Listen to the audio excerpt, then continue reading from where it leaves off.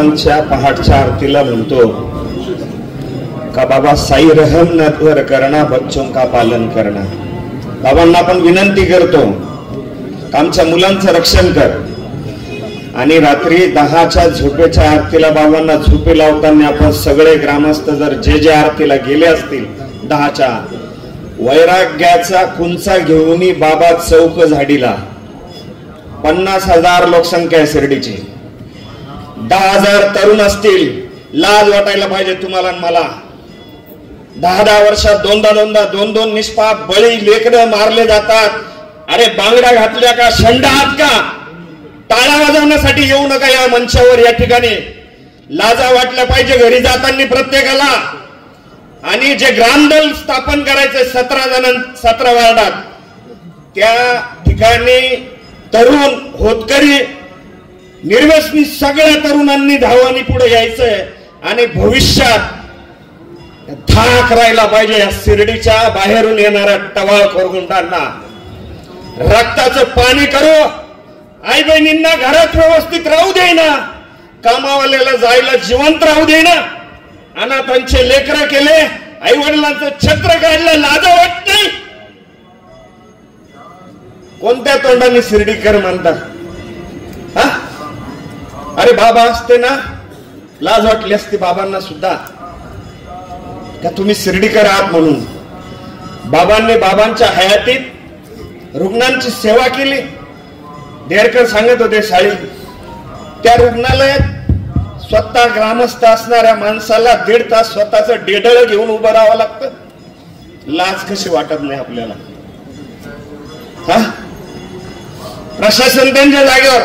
मी ओमने साहेबांना 4 दिवशी फोन केला। आमच्या परिसरात रात्री 3-3 वाजेपर्यंत दुकान चालतात। एक मंगल कार्यालयाचं जागा आहे। रात्री शौकत भाई सय्यद म्हणून नगरपालिकेचा रिटायर्ड कर्मचारी आहे, त्याला रात्री 10:30 वाजता तिथल्या स्थानिक गुंडांनी दम दिलं। साहेब, मी तुम्हाला सांगितली गोष्ट, फोनवर 2दा बोलणं पण झालं आपलं। मी त्यांना घरी बोलवलं रात्री 10:30 वाजता। गुडघे टेकून, ते पण त्या समाजाचे होते, गुडघे टेकून त्या माणसाची माफी मागायला लावली।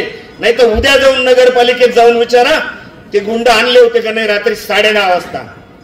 अरे तुम्ही इथल्यात, तुमच्यात काय कमी आहे? अरे सकाळी उठा, व्यायाम करा, असे जे हिंडता ना यांना त्यांच्या ठिकाणी मारा। अरे त्यांनी गोरगरिबाचा मृत्यू केला। इथल्या जर मला मारायला यायला पाहिजे होतं, मला मारून टाका, नाही तर आबा शाळकेला मारून टाका। काय अवस्था झाली असते त्यांची? गोरगरिबाला मारलं, 40,000चं गाव 4,000 लोक जमाने। लाज वाटली पाहिजे शिर्डीच्या तरुणांना। गांजा फुकून सिगरेट फुकीमध्ये जाऊ नका, तब्येती करा आणि ग्राम सुरक्षा रक्षा दल येतंय त्याच्या सामीला।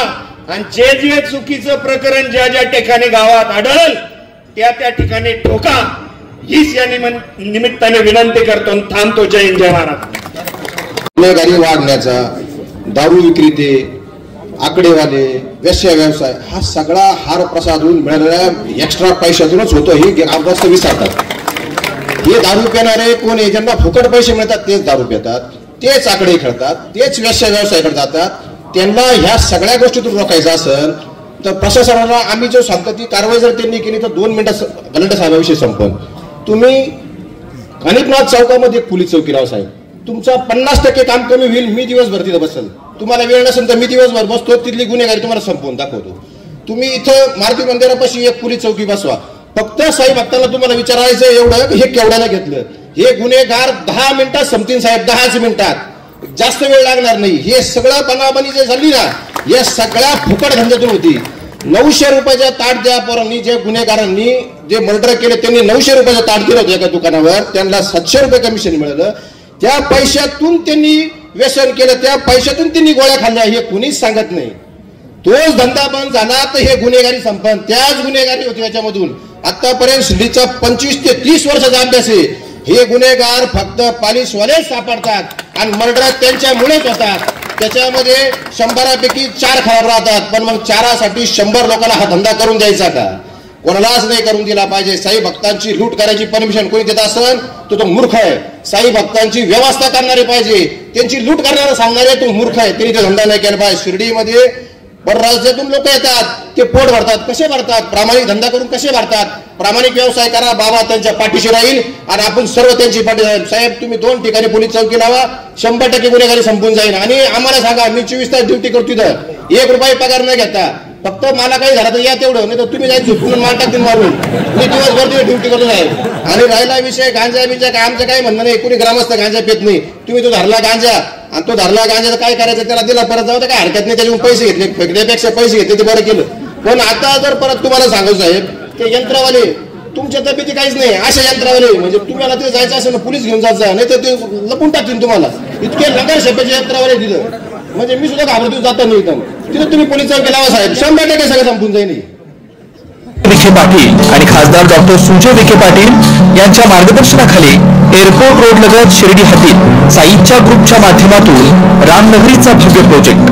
वैशिष्ट्ये: शिर्डी एअरपोर्ट रोड लगत बस स्टॉप, शाळा, बँक 5 मिनिटांच्या अंतरावर, ड्रेनेज व स्ट्रीट लाईट, प्लॉटमध्ये प्रशस्त श्री राम मंदिर, साई समाधी मंदिरापासून 10 मिनिटांच्या अंतरावर, MSAB पोल कनेक्शन, 20 फुटी अंतर्गत रस्ता व दोन्ही कडेने सुशोभित झाडे, रहिवाशांसाठी अनुकूल.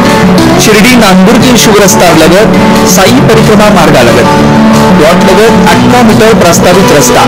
तर त्वरा करा, आजच आपला प्लॉट बुक करा. बुकिंगसाठी संपर्क करा श्री गणेश तोरडमल 99 21 21 95 61, श्री शुभम वेणुनाथ बोलकर 97 67 06 66 85.